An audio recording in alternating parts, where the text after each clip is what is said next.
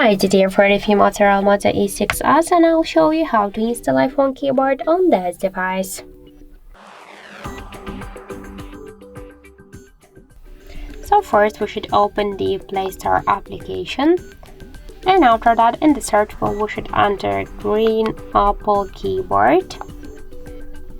So now we should get this application. That's why let's just tap to install and wait a couple of seconds while this application will download it and then installing on your device.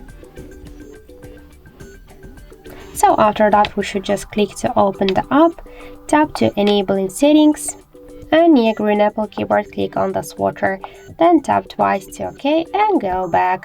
Click to switch input methods and switch your currently keyboard to green Apple keyboard.